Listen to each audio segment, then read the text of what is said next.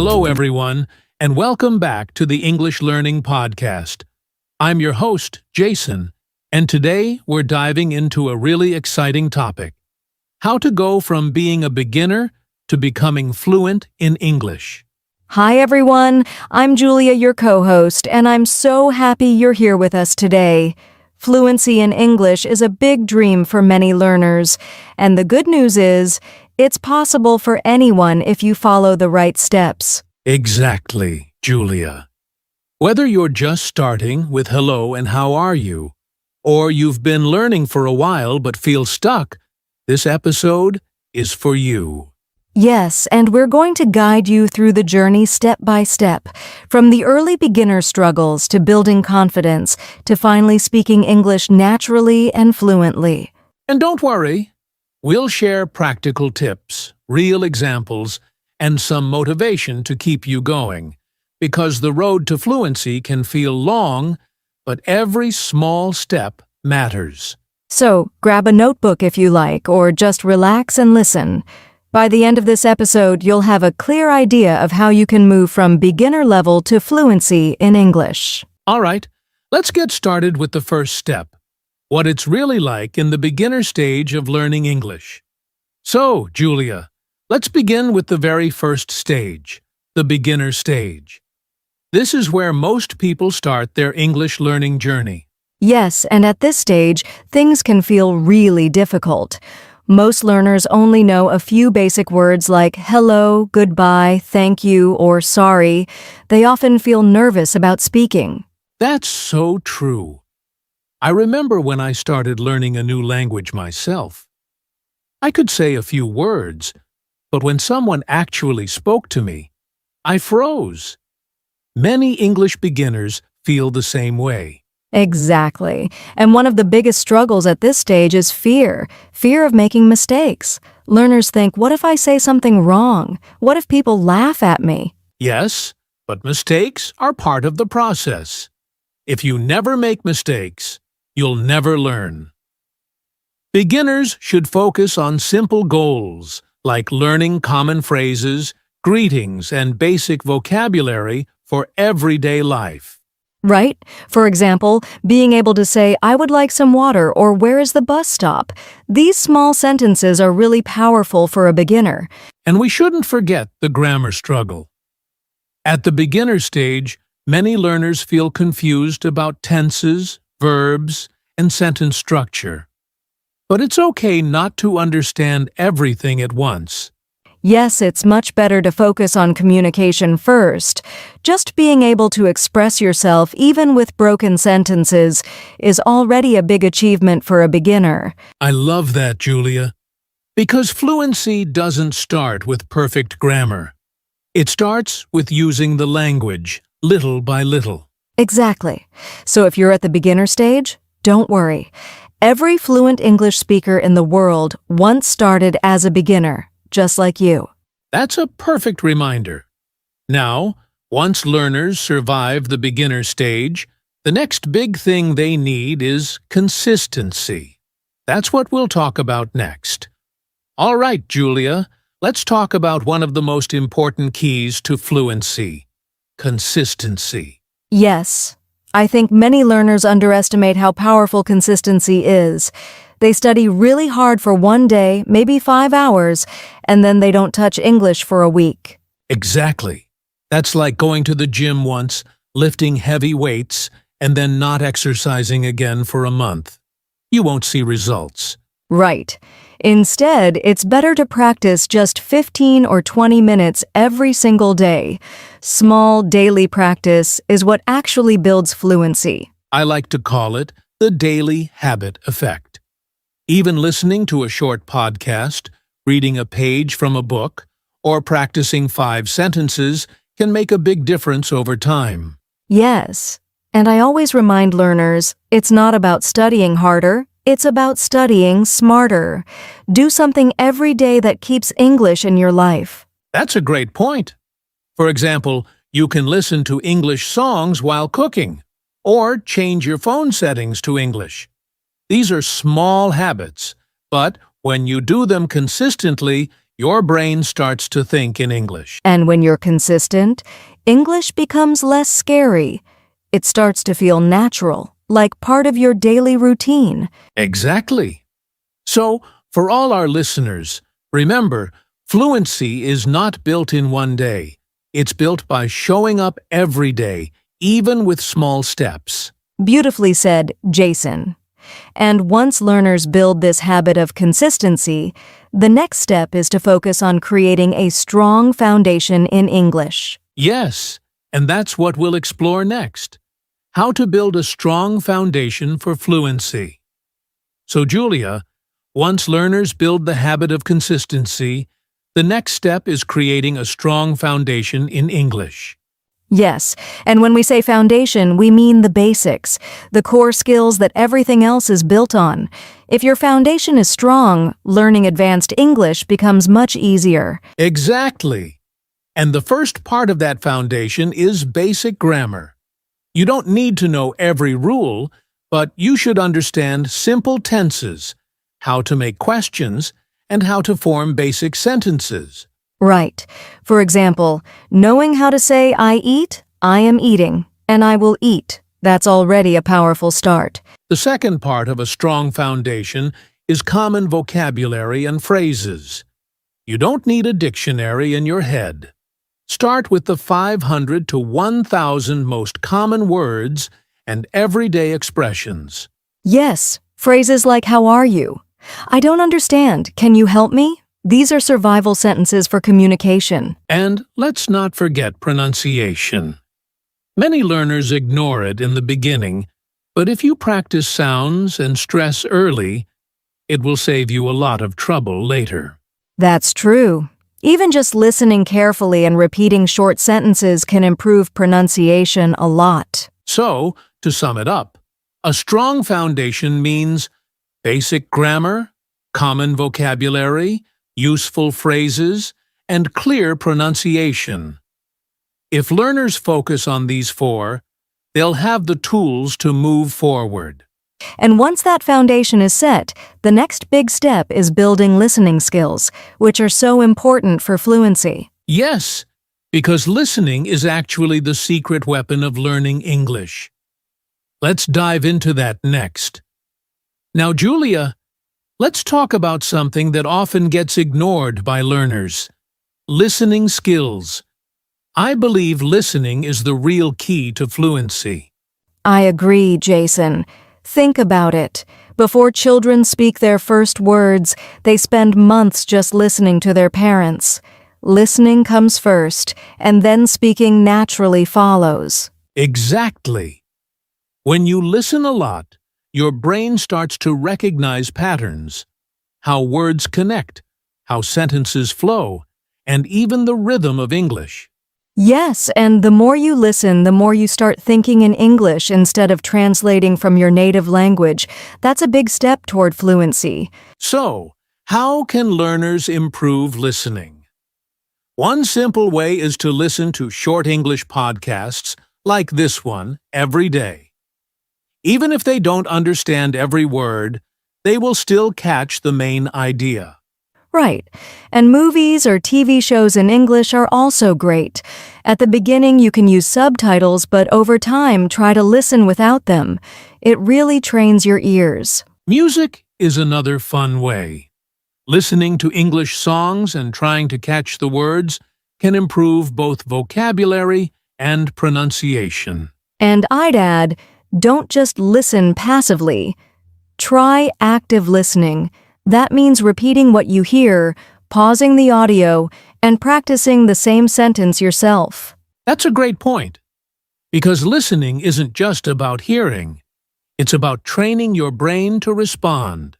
Exactly. So to all our listeners, make listening a daily habit. Even 10 minutes a day can make a big difference over time. Yes, and once you build strong listening skills, the next challenge is speaking. Probably the scariest step for most learners. Haha, true.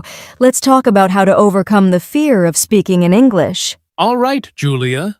Now we come to the big one: speaking practice. For most learners, this is the scariest part of learning English. Yes, definitely. Many learners say, I can read, I can write, I can even listen, but when I try to speak, I get stuck. Exactly. And the reason is fear. Fear of making mistakes. Fear of not finding the right word. Fear of sounding silly. But here's the truth. Everyone makes mistakes when learning a language. Mistakes are not the enemy, they're your teachers. Every mistake shows you what to improve next. I love that. And honestly, people don't laugh at you for trying. In fact, most native speakers are impressed when someone is learning their language. That's true. And the best way to overcome the fear of speaking is to start small. Talk to yourself in English. Say what you're doing like I'm cooking rice or I'm going to work. Yes, self-talk is powerful. Another tip is to record your voice. At first it feels strange, but when you listen, you'll hear progress over time. And of course, practice with people when you can. Friends, online language partners, or even speaking out loud with TV shows and podcasts. The most important thing is this: don't wait until your English is perfect to start speaking. Because if you wait, you'll never start. Exactly. Fluency doesn't come from thinking about English, it comes from using English, even imperfectly. Well said, Julia. So once learners begin speaking, the next step is practicing their reading and writing skills, which also build fluency. Yes, let's explore that next. So, Julia, we've talked about speaking, but another important part of fluency is reading and writing practice. Yes, even if someone's main goal is to speak English, reading and writing are still very helpful. Reading gives you more vocabulary, and writing helps you organize your thoughts in English. Exactly. When you read, you see how sentences are built, how grammar works naturally, and you discover new words in context. That's much easier than memorizing a word list. Right, and learners don't need to start with difficult books. They can begin with short stories, children's books, or even simple news articles. Just 5 minutes a day can really help. Yes, and writing doesn't have to be formal essays. It can be something simple like keeping a daily journal. Just write a few sentences about your day. Today I went to school. I met my friend. We had coffee. That's a great example. Another idea is to write short messages in English, like on social media, or even texting with friends. Little by little, your confidence grows. And here's something important. When you write, you also improve your speaking, because you practice forming sentences and choosing words. Exactly. Reading and writing strengthen the foundation that makes speaking easier. So for all our listeners, don't ignore reading and writing. Even if your goal is to talk fluently, these skills will speed up your progress. Well said, Jason. And once you add reading and writing into your routine, the next step is immersion, surrounding yourself with English as much as possible. Yes, immersion is like bringing English into your daily life, and that's what we'll talk about next. All right, Julia. Now let's talk about one of my favorite strategies for learning a language: immersion. Yes, many people think you have to move to an English-speaking country to immerse yourself, but that's not true. You can create immersion anywhere. Exactly. Immersion simply means surrounding yourself with English in your daily life.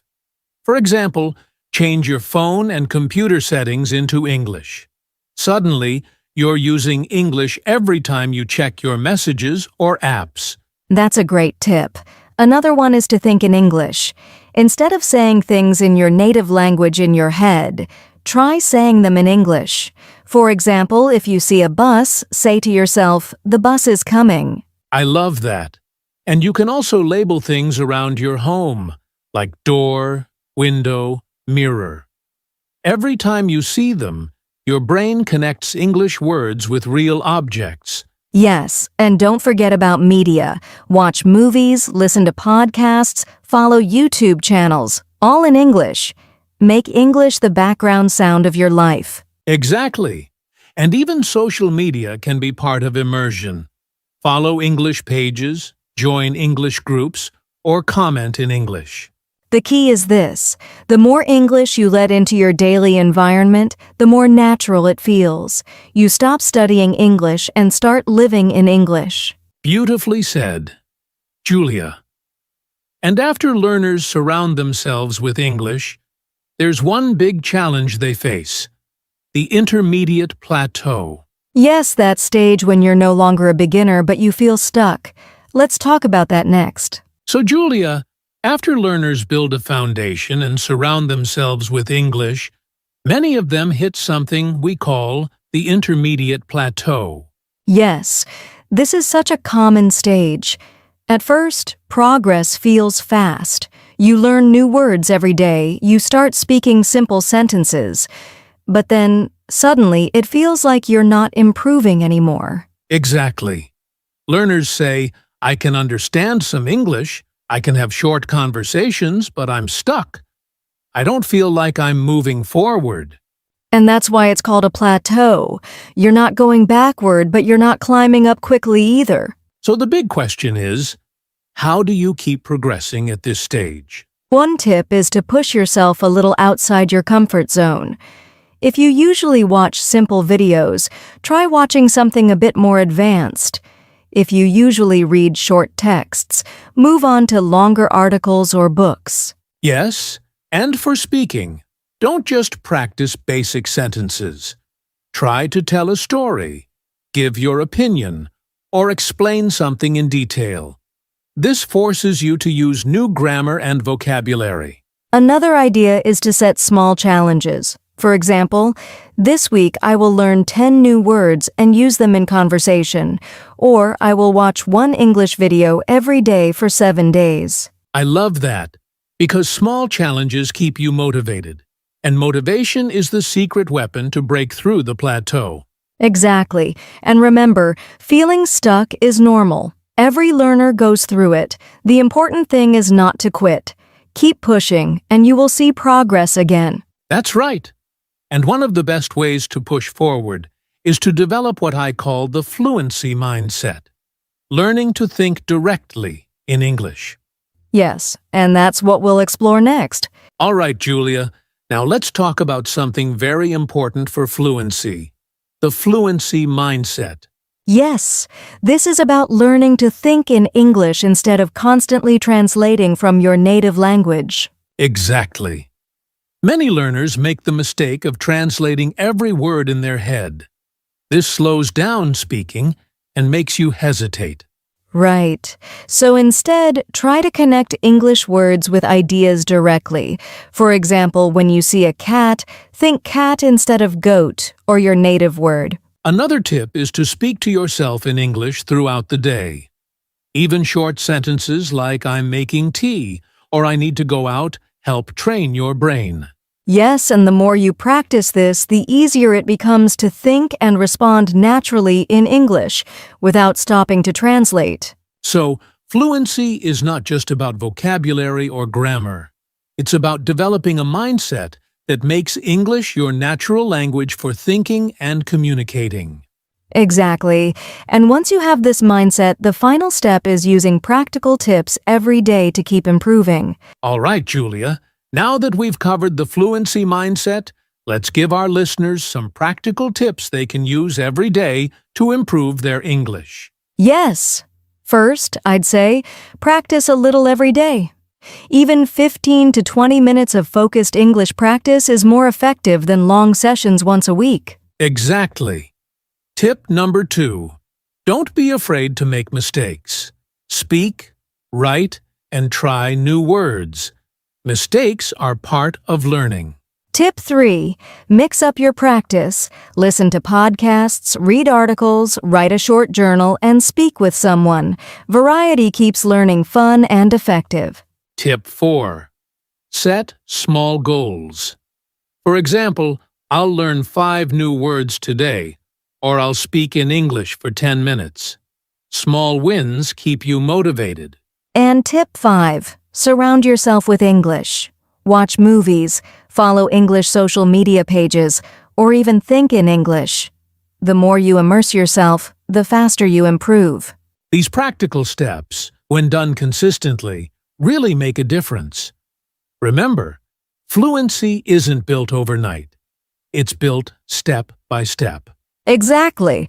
And with the right mindset and consistent effort, anyone can go from beginner to fluent in English. Perfect. And now, let's end today's episode with some motivational closing thoughts. Well, Julia, before we wrap up, I want to leave our listeners with some motivation. Learning English can feel challenging at times, but every small step counts. Absolutely, Jason. Remember, fluency is a journey, not a race. Every word you learn, every sentence you speak, brings you closer to your goal. And don't forget, consistency and practice are your best friends. Even if you feel like progress is slow, keep going. Every day you practice, you're improving more than you realize. Yes, and enjoy the process. Celebrate small victories, like understanding a movie without subtitles or having your first conversation in English. These moments remind you why you started. Exactly. So, to all our listeners, keep practicing, stay patient, and believe in yourself. You can go from beginner to fluent in English.